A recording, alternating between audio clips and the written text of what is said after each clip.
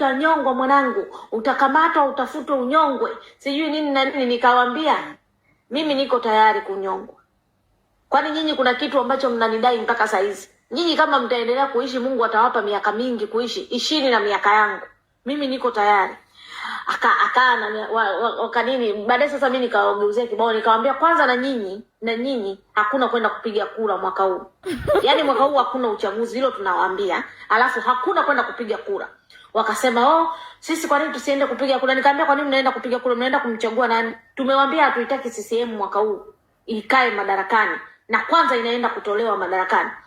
Unajua alichonijibu, sisi tutaenda kupiga kura, sisi CCM imefanya mambo mengi. Nikamwambia okay.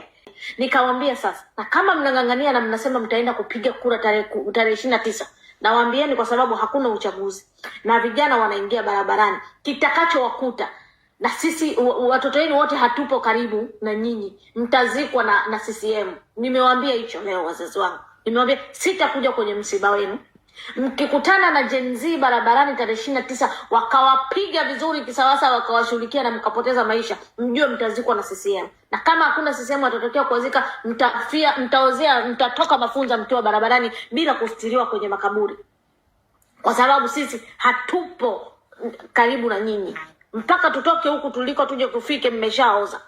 Niliwaambia sasa, kama nyinyi mnaona CCM inafanya vizuri kabisa na nyinyi mmeridhika, mnaona hayo ndio maisha, sasa kinachofuata, kwa sababu wao unakuwa ukiwatumia pesa ya matumizi, wanakwambia tutolee na pesa yako, tuwekee na pesa yako, hayo makodi. Nyinyi sasa hivi nataka mwa experience, alafu ndo tukae hivyo, niwatumie hivyo pesa, alafu baada ya miaka mingapi, hata ukiugua umetumiwa, una bili, umeandikiwa bili, unatakiwa ulipe hospitali 500, nitakutumia 500 cash, ukatoe 490, alafu uone kama utaenda kulipia hiyo pesa hospitali, na utaachiwa, utaruhusiwa kutoka hospitali, na usinidai.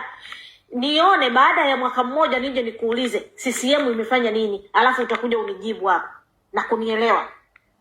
Niliwaambia hivyo leo wazazi wangu, na nimegombana nao kabisa. Nikamwambia mimi sitawapigia simu mpaka nihakikishe tarehe 29 nitapiga simu, niwaambie kila mtu, napiga video call, nione kila mtu kidole chake. Kama kuna mtu ameenda kupiga kura tarehe 29, niliwaambia mtanijua, mnijui. Lakini niliwasisitiza nikamwambia hakuna kutoka tarehe 29, hakuna kutoka, kwa sababu mtakutana na Gen Z wenye hasira na